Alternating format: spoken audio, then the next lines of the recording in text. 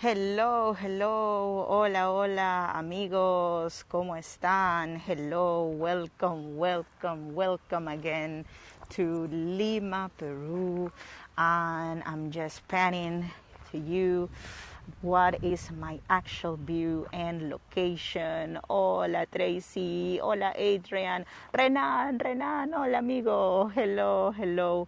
Thank you so much for coming today virtually to Lima, and especially thank you so much for coming to this rescheduled tour, because originally it was supposed to be 15 minutes earlier, but I hope you were able to receive my notification of this sudden change of starting time. And this is because, well, good in one side, the economical reactivation has been very beneficial businesses, but also we are having a lot of people receiving their vaccinations on the weekends. Especially we have what we call the vacunacar, which are big marathons for people to come and receive their shots. About 50% of the population of Peru in this moment is fully vaccinated, and the weekends are the days when more people are coming to do that to the city center, to the big, let's say, stadiums, malls, etc. So, well, this is why it took us by surprise, the enormous, let's say, traffic we had today in Lima, and we had to move 15 minutes ahead the starting of this tour. Thank you so much, by the way, Hego, for giving us the possibility of being more independent in this term as guides, and being able to, if there's the need, to move our tours a little bit forward in time and to reschedule them. So, well, now, hola, Pam, hello. We are about to start this tour to an archaeological site called Puruchuco, and this is going to be my last visit of the year to this site. That's why it is so special to me. I am an archaeologist, let's say, lover. I love archaeologists. It was one of my wishes to become an archaeologist when I was in school. It was, well, not a possibility for me, but I still love archaeology, and the closest I got to archaeology, besides being a tour guide, was marrying an archaeologist. So today we're going to walk through this site called Puruchuco, and I'm going to be, as always, in the company of my husband. He's also an archaeologist. He studied archaeology here in Lima, in Peru, and his name is Marek, for those that don't know him. So he looks like an archaeologist, right? So we're going today to have the chance of everybody saying hi to you, Marek. Hello, everybody. He's saying hello to all of you. And we're going today to have the chance of exploring an archaeological site in the company of a person that has all the qualifications to talk about archaeology. Also with me, telling you about my experiences related with this site and many other sites connected to the pre-Hispanic architecture and period. So first of all, Lima City, hola Liz, hola. Lima City is a place that it is very special because it has been occupied consecutively by different societies since actually one part of the city of Lima has archaeological elements from 5,000 years ago. 5,000 years ago. So the city of Lima has been constantly occupied, and also has ancient constructions that are still resisting the passing of the time, and give us an idea of how my ancestors, my Inca and pre-Inca ancestors used to live in this part of the country. Let's clarify that the way how my ancestors of Lima used to live, the way how they used to worship, the way they used to build their houses was not the same as the way how the Incas in Cusco, for example, used to worship, used to live. Oh, Helen, hello. No audio? Please try to tap on the screen. First, maybe sometimes there is a mode when we get in and it starts like with no audio. So please try to refresh if possible, Helen. And my friends, let me know if you're having any difficulty with the audio, please. See, because sometimes it can be me. Okay, so it helps me to know if you are enjoying the experience. Okay, gracias, Helen. Thanks for letting me know.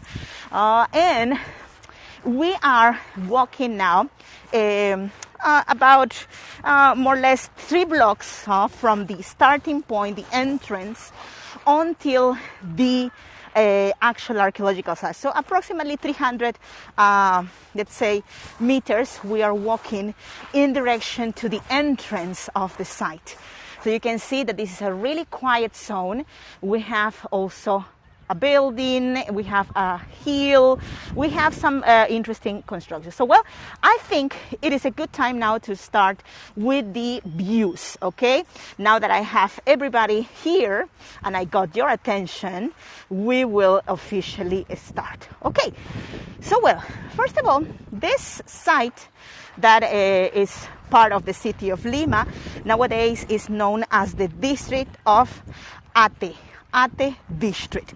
So this district, one of the 43 of Lima, back in the ancient times, back in the Inca and pre-Inca periods, used to be populated by lots of people.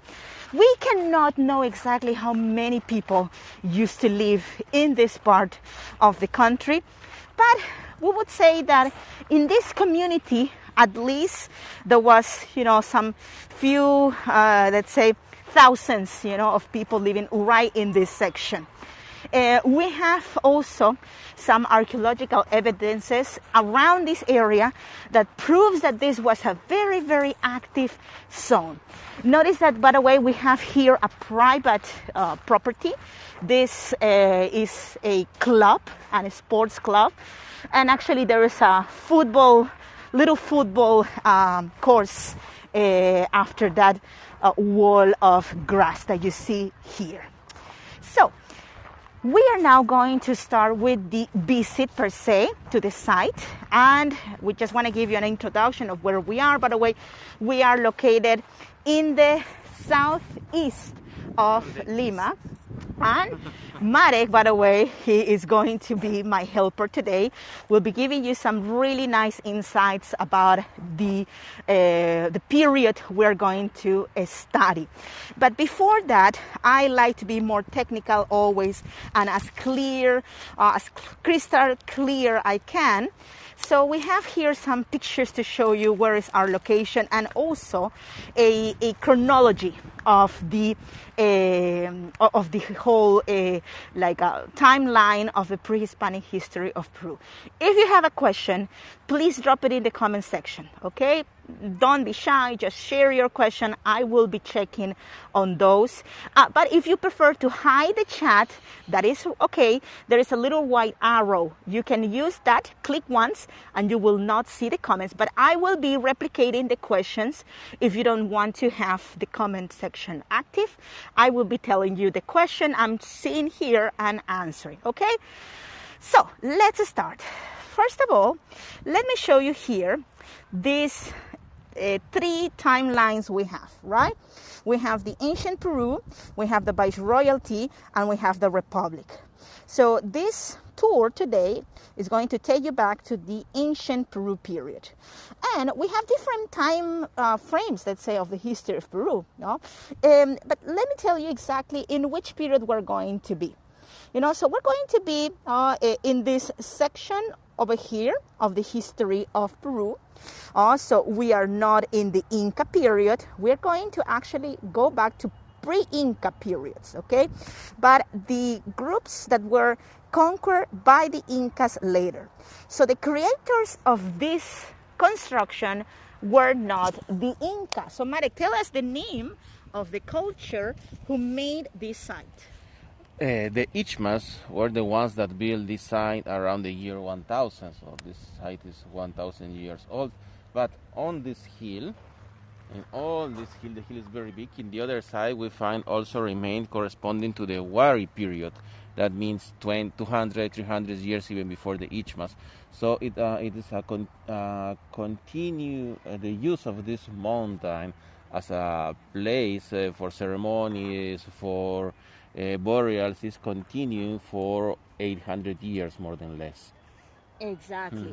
So the archaeological evidence says that, first of all, the reason of the, let's say, this community living in this part is connected with the presence of water, the water from a river. Right? So this river, this is the Rimac River, was the one who gave life to the valley. Without that river, we wouldn't be able to have people here because we wouldn't be able to have crops.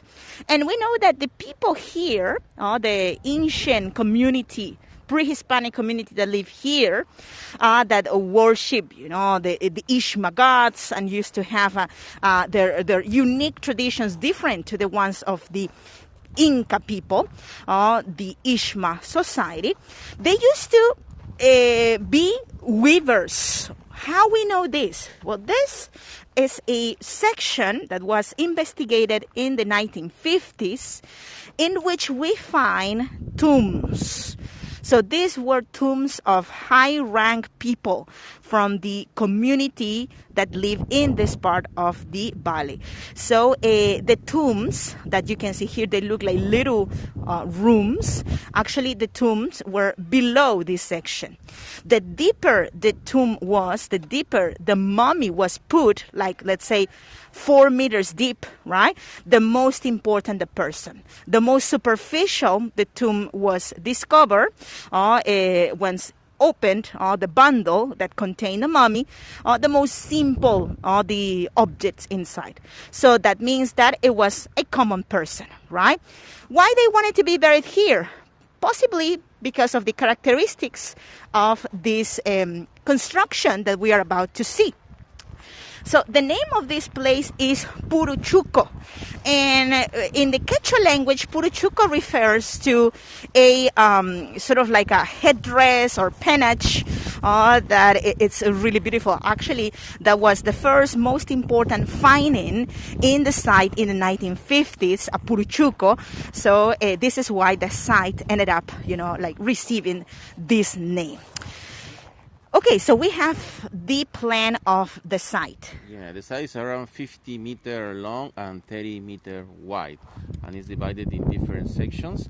As the one is, for example, the public one that we will visit. Also, very interesting here is the number 6. Is the structure is attached here. So let's see. This is a kind of parking lot from pre-Columbian times.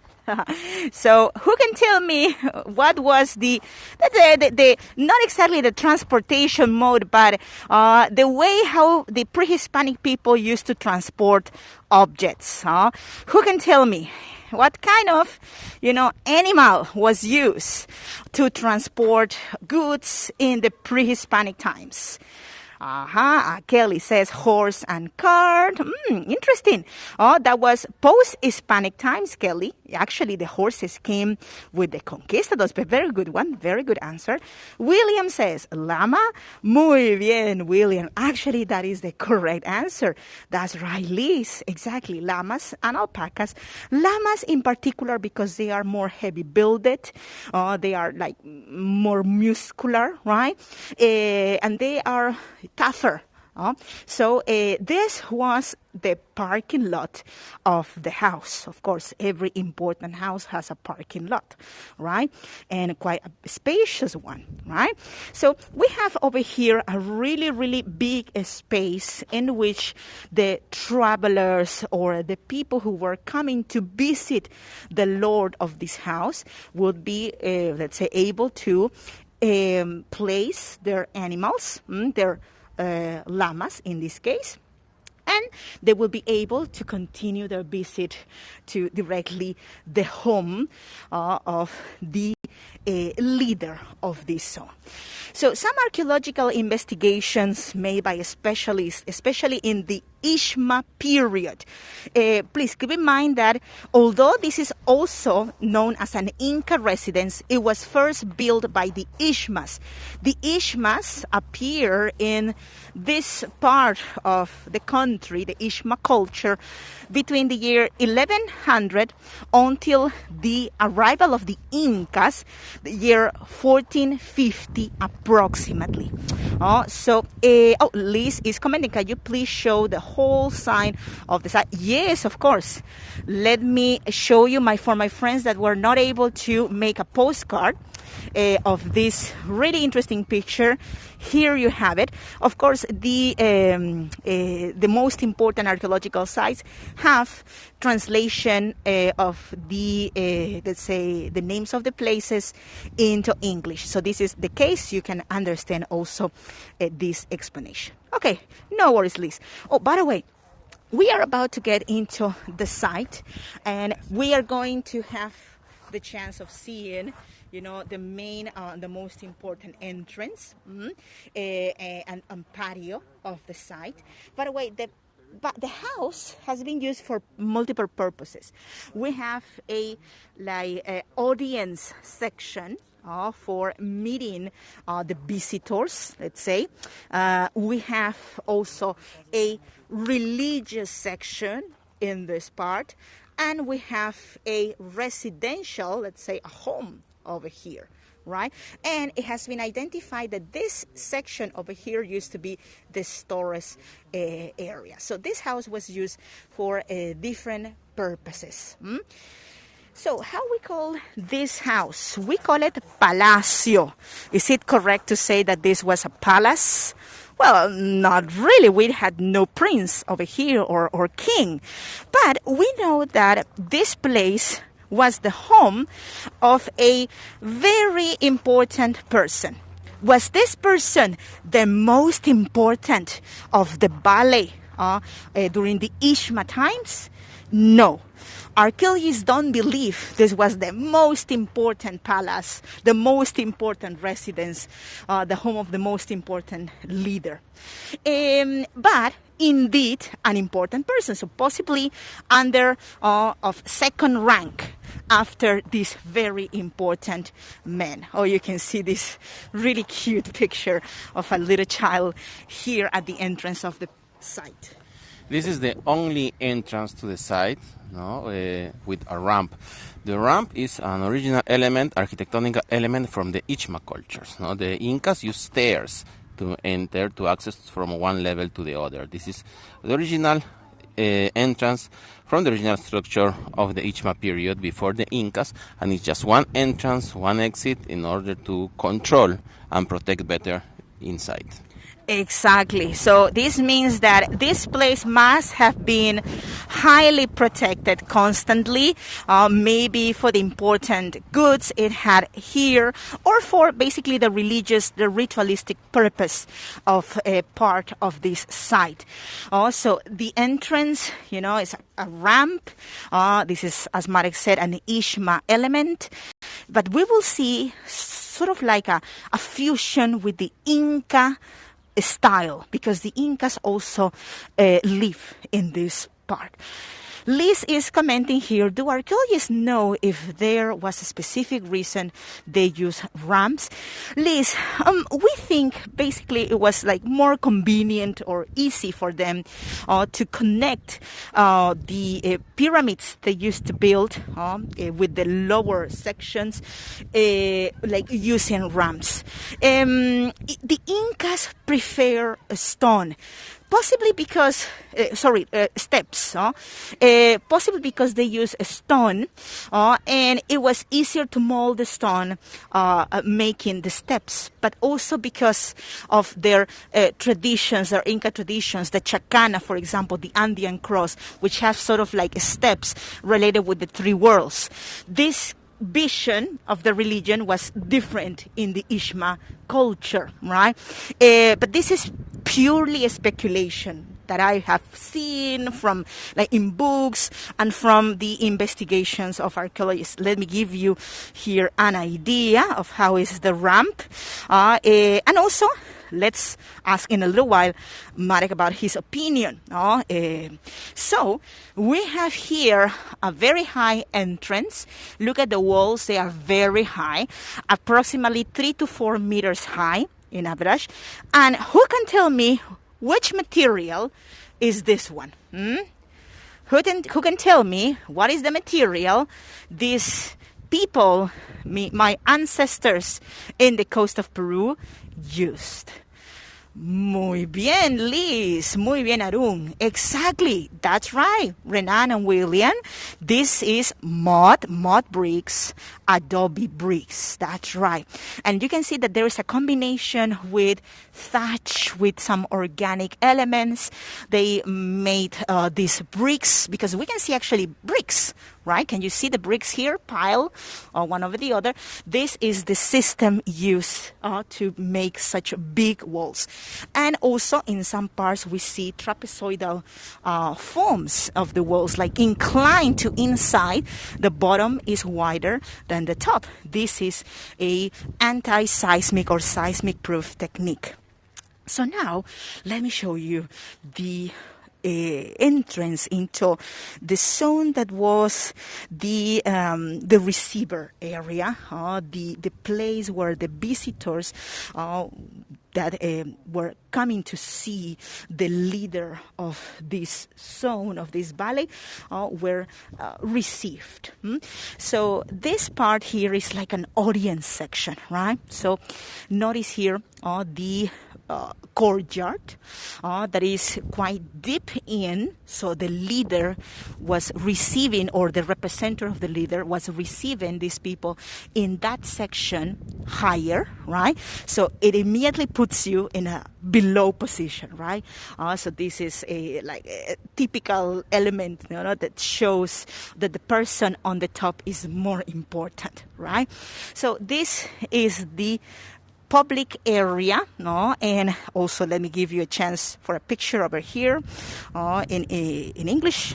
There's a description of this public zone, and remember that this was an audience section, a place when the visitors could come to be received by the leader and possibly bring products, right, with them.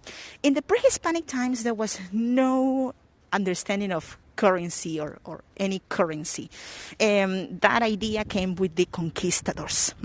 So before the coming of the conquistadors, the gold and the silver were used only for ceremonial purposes. There was no exchange value in those. So the system they used was by trade. They exchange products. So Kelly is asking, what kind of products at this time were being traded? Kelly, back in the pre-Hispanic times, there was a very, very close relation between the people of the coast, the people of the Andes, and the people of the jungle. For the only reason that the products we grow in the coast are never the same than the products of the Andes, and the same in the case of the jungle because of the different climatic conditions. So the people of the coast needed the products of the highlands and jungle, and vice versa. So it was very common that the trade and the connection happened, let's say, horizontally in the map, jungle, highlands, and coast, and not vertically, from north to south. Because why you will be trading, the same products people could make in your own community. So these were long distance trips that were made, but necessary. For example, here, products that were not growing constantly were some varieties of for example, coca leaf, right? And other. So, Marek, anything you want to say? Yes, also here in those valley, they produce cotton, they produce corn, they produce chilies, and also fishes, of course, because we are close to the ocean. And I received an information at the entrance that we can only visit this public part. We go down to the ramp and no more, because there are some damage inside, and this in process of restoration. but we can get there and turn the camera to show a little bit of the Exactly, inside. and we're going to be able also to go maybe higher, or to have to give you a better view of the whole site from the viewpoint in this section. So another thing very important, Marek, some people ask us, what is the archaeologist's opinion about the use of ramps in, for example, in the pre-Hispanic times, in the Ishma times, because the Incas uses steps. Why ramps?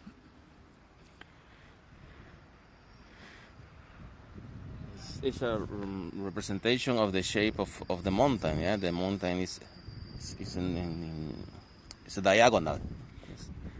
So there is a possibility that it is connected with the shape of the mountains too. The shape of the mountains that slopes, it is also in this form, and naturally they were trying to copy or to emulate the shape of the mountains. Muchas gracias, Marek. So Liz is also asking, what happened inside? Why it was closed, the place? Any earthquake problems or something like that? Did they mention? No, because the place was also a kind of deposits. They have deposits with the gods that they exchange, so it should be protected. Also from here, they give back those gods in case of natural disasters, for example. I'm referring about the closing of the construction that visitors cannot visit in. Why I am surprised now when we get into the entrance that I asked for the authorization and they told me that only this part is open because there are some damage inside and they are in process of restoration, though we didn't know before. I don't know exactly what kind of damage. Yes, yes. Let me show you also, gracias, Marek. Let me show you also the material once again used here in the construction of this temple, the mud bricks. Why mud? Because in Lima, first of all, we don't get much rain, so the rain is so unusual here that we have no problem in building in these materials and having a product that will be long lasting. So this is why this material has been used always, and it still is used in the poor zones of the country, in the poor zones along the coast of Peru, because we don't have much rain. Una pregunta, señor, ¿se puede hasta ese punto o solamente hasta aquí? Acá, perfecto. We have the security guard saying that this is the limit part we can get in. Podemos ir hacia arriba, ¿verdad? Para ver el mirador. Fantástico. Muchas gracias. So now we're going fast up to show you from above the site. Okay, so we are going to see us running as gazelles. So, well, the site, as I was saying before, was used to administrate goods, to administrate products. We have also some pictures with us that will show you how other sections of the temple look like. So we will have also, we will complete the whole view of this site with some pictures of this place. How many of you been able to visit the sites, the most beautiful sites we have in Cusco with Mike? Like, for example, Machu Picchu, Sacsayhuaman, let's say the main square. Oh, Liz, that's wonderful. Yes, Mike, by the way, is a wonderful tour guide. Arun, excellent. So you are pretty much virtually, yes, Kelly, virtually now is okay, No worries, you don't need to be in person to experience now those sites, to have an idea. Yes, exactly, Kelly and Arun. And Marilyn also. Oh, gracias. I am so happy, Kelly, that we have all of this effort we guides are doing. For example, the Peruvian guides you have here in Hago, Elizabeth, Mike, and myself are being fruitful now, and that you are being able to put in your radar or putting in your radar to all the Hagors this destination, Peru. So the reason why I was asking if you've been able to see Machu Picchu or Cusco, you're going to see that the architecture of the coast of Peru is very different to the one of Cusco. The one of Cusco is of stone. The one of the coast is of mud, of adobe bricks, right? And this shows also a different characteristic in terms of the personality of the people, the interest of the people, the decorative interest of the people of these different locations. By the way, we are going higher and higher to show you from above the whole site. And this would be a good time for me to tell you how this place was investigated and how it ended up being in this really good shape as it is nowadays. Because this was not the way how it was discovered in the 1950s. So, well, this is a good time to talk about the archaeologist or the person in charge of the conservation of this place. Arturo Jimenez Borja, a man of really interesting, story. He was actually not an educated archaeologist, but he developed most of his life work around archaeology. And he loves so much this site that he is buried in this complex. So this is fascinating, right? He wanted to be buried here. What an anti-Catholic also view. Back in the 50s, still people were, considering this place sites of, the worshipping of the devil, because the pre-Hispanic societies used to worship deities that were not Christian. But this man, very avant-garde, he loved the history of Peru. He invested lots of money in studying sites and reconstructing sites in the valley of Lima. And one of those places was this one, Puruchuco. The story says that this land, back in the 50s, was a big plantation field in which there was cotton, grapes, mainly both products. So all of this valley you're seeing from above were places where the agriculture was very prosperous. So, well, this land belonged to a good friend of Mr. Arturo Jimenez Borja. And, well, they were so good friends that once, Mr. Borja realized that there was an archaeological site here who was quite interesting, and he asked the owner of the land if he could study this place. His friend said, yes, no problem, you can do it. I'm going to go a little bit higher where Marek is, so in that way we can have an even better view. How is the reception, my friends? Are you able to see the images clearly? Let me know if you're having a clear view of the city. Oh, muy bien. Gracias, Liz. Gracias, Tracy. Okay, so this is my exercise of the day. Oh, thank you, Liz. Sorry, I didn't see. I was walking upwards. I was not able to see the question of Kelly. Gracias, Liz. So, our friend Kelly is asking, so were these steps created to be able to visit the site? These aren't original to the site, correct? Yes, Kelly. Yes. You can see, for example, here, modern architecture, Inca inspiring the pre-Hispanic constructions, especially of the Andes in stone, but this is not original. And actually, the steps keep going upwards, right? Look at the quarry, actually, for these stones is right here on the hill. So, before I pass to explain also the story of the restoration of the site, let me finish with this idea. Gracias, Liz. Exactly. Thank you so much for helping me with the questions. Sometimes I pass them unintentionally. So, gracias for pointing them out. So, Mr. Arturo Jimenez Borja started with his own money to investigate this site. Manik is telling me that there is an even better view from here above with no interruption. And if Mare can also help me with the pictures to show in a little while, I think this will be even better. Okay, guys.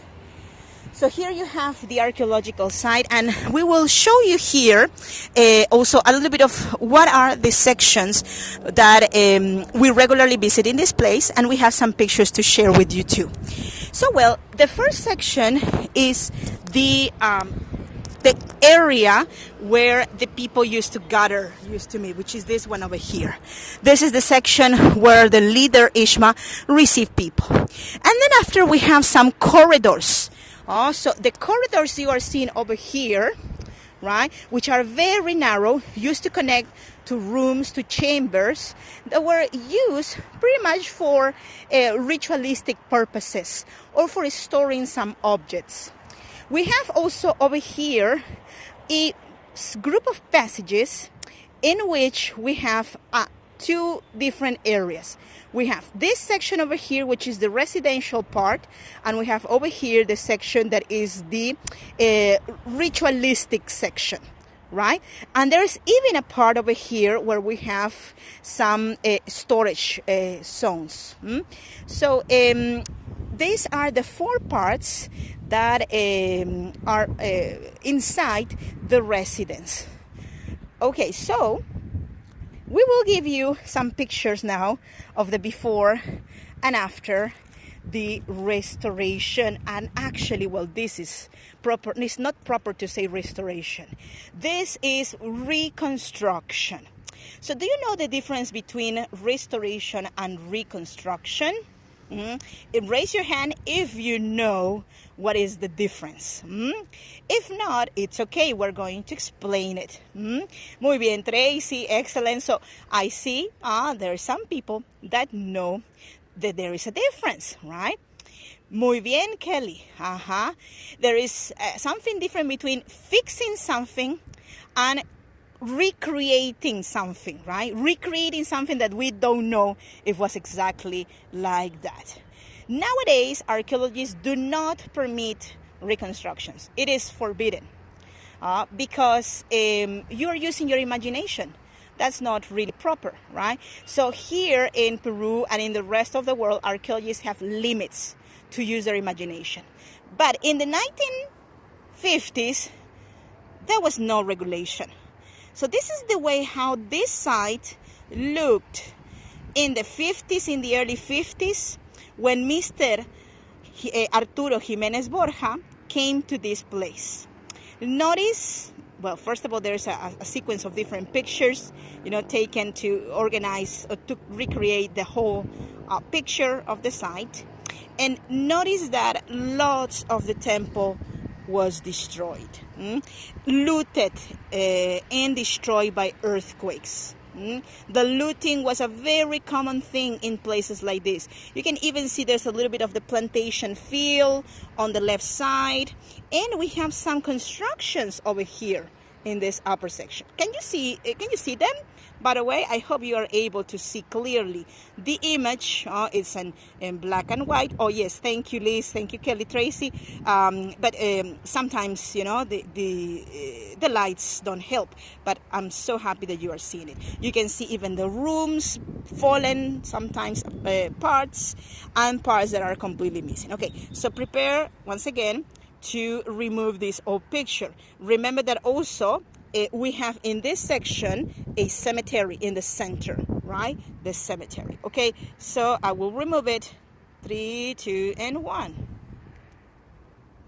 Okay, you can see some things changing a lot, right? First of all, the recreation of rooms that we just had the foundation of them. They were not complete walls, right? So a lot of the imagination of the archaeologist has been used, the reconstructor has been used to finish, the whole perimeter, let's say, of the residence. We have also this section missing. Do you remember seeing in the picture some walls? They're gone, right? But this section over here, where the cemetery used to be, it is still nowadays here. Actually was deeply, deeply investigated. Malik, do you want to say something about this? I want to say something about the construction. You can see a little bit above. Yeah, here. Look at this construction here. This is also part of Puruchuco. Puruchuco is the name of all the complex, and the complex is not just this, the mountain and below the mountain there are still archaeological remains dating back since the Wari period. That means 200, 300 elder than this temple that is here. And this construction over there, we don't know clear what function could have. Also could be a check control, a point to view the people coming, or an Ushnu in Inca time as a temple related with fertility and water. So we need to excavate. It's a lot to excavate in the other side of this mountain. The problem is that the people are living in the other side of the mountain. And we need to make those people conscious about the richness they have close to their homes. Or even below their homes, because below their homes there are cemeteries. The richest cemetery of this valley, of the lordship of Lati. There used to be in the Ishma times 4 lordships, señoríos in Spanish. Also, these were like divisions of territories that had their own lords.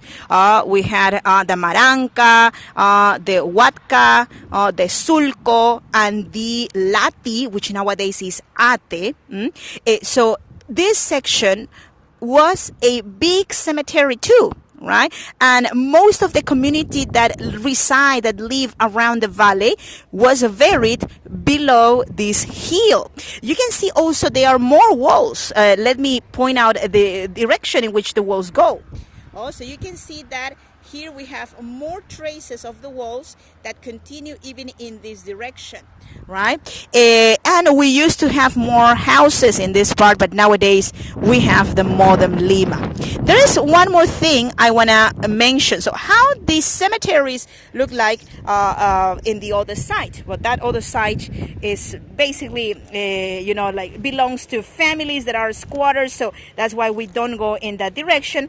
But I have also some ideas of how the tombs in the prehispanic Spanish time look like. So let me show you this picture.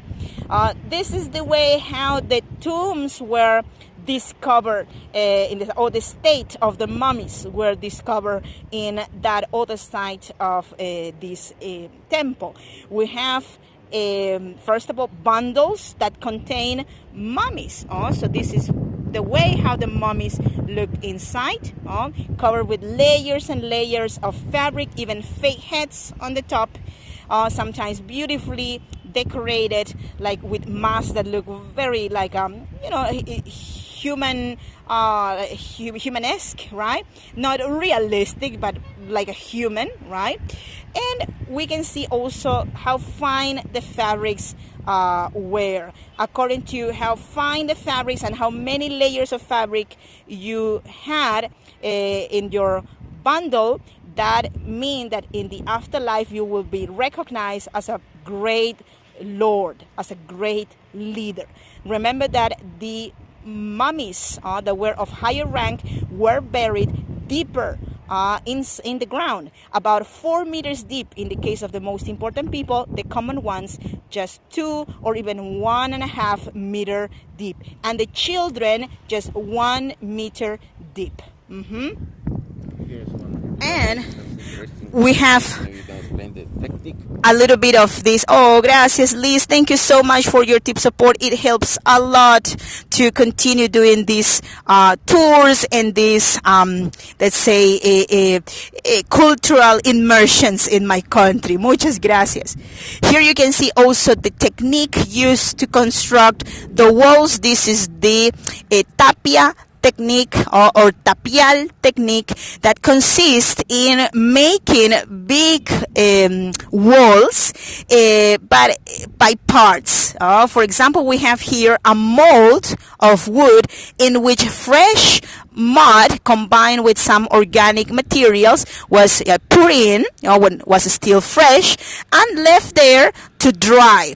So once it was dried, it was taken off, this mold, and the brick appear, right? So they repeat this technique in several occasions until finally they were able to make a big wall.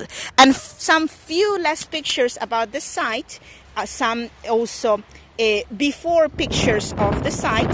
For example, you can see in the distance a triangular window. Can you see the triangular window that is here?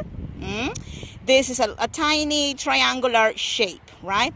So this is, gracias William, thank you so much. The triangular shape, the opinion of the archaeologists is that is connected with the Incan style, the Incan influence. So we have actually, this is not just one triangular window in that wall. We have 6 in total. Thank you, Carol. Thank you so much. We have 6 in total. So originally, this is how that section of the temple looked like before the reconstruction made by Mr. Arturo Jimenez Borja. So this is the wall where nowadays we are seeing that triangle perfectly shaped. And what was the purpose of having these 6 triangular shaped windows in that part?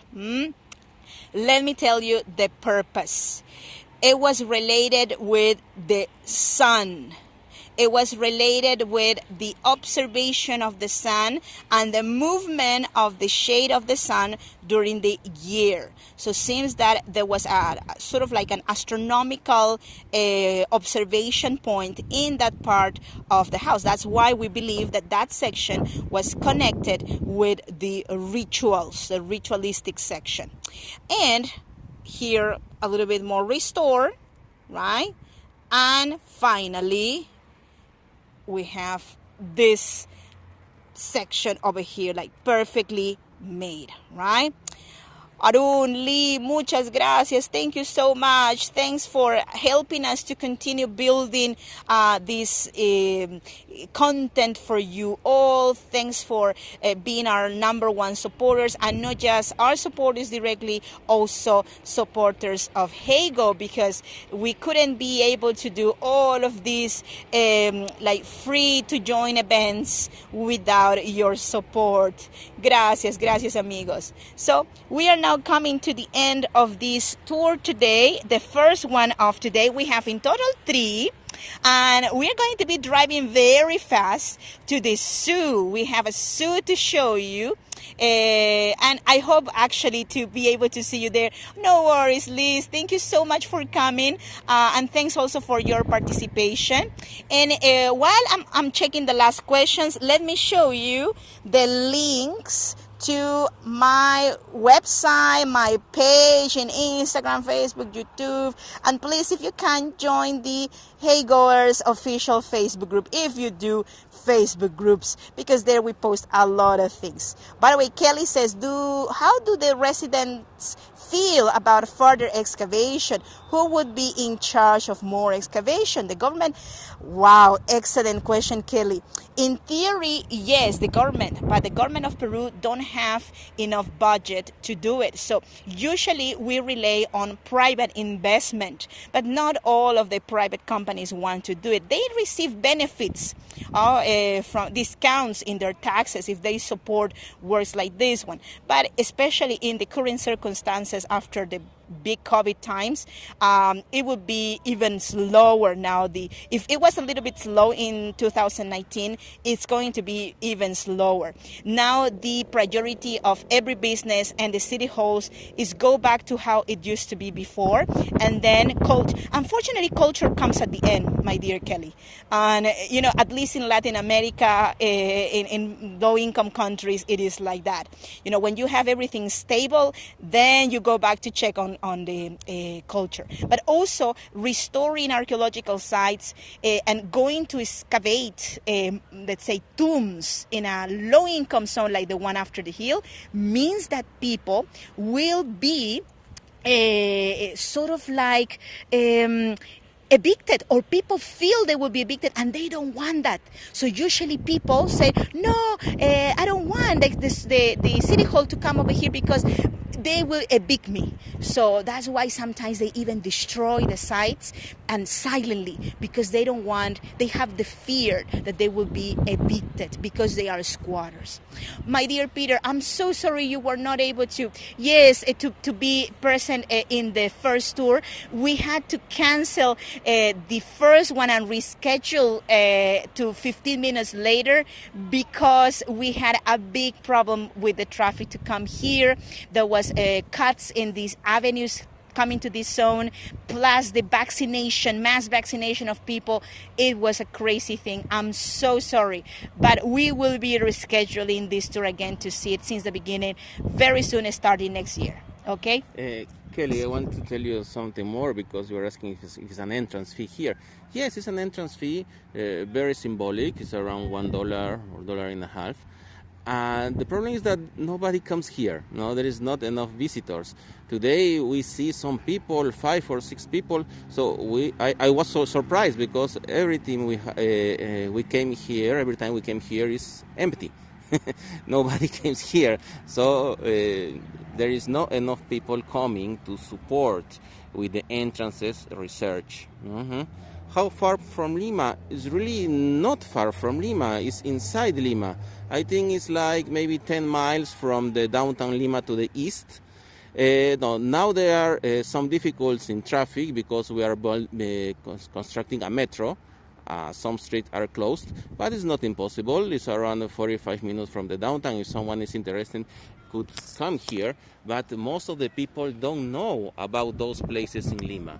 Here in Lima, you have more than 300 archaeological sites. No, most of the people from Lima don't know where exactly they are, how many treasures they have. Exactly. And our compromise with you all, as always, is showing you the off the beaten gems of the country in general, and especially our city. This is a compromise with you all. We want you to have the knowledge first and then recommend to your friends that are coming to Peru to come to Lima and to visit, for example, Puruchuco, or maybe to watch some documentaries in the internet. There are very good documentaries. So please, if you can, go to them and get the best information from archaeologists about this site. Thank you so much for your participation, my friends. As you know, we are always showing you sites that are interesting, and we never give up, to show you those places. And now we are running in direction to the zoo. So please join us. This is going to be a world debut. The zoo is going to be such a wonderful place, and I'm sure you're going to have a lovely time. So we are running to that place, not far away from here. We hope that we will make it on time because we started this tour a little bit later. So, well, wish us luck. See you later in the zoo. That is starting at 2:30 my time, Peruvian time, GMT -5. And have a lovely rest of the weekend. See you later, alligator. Bye-bye. Bye-bye. See you soon. Ciao, ciao. And have a lovely and blessed weekend. Bye-bye.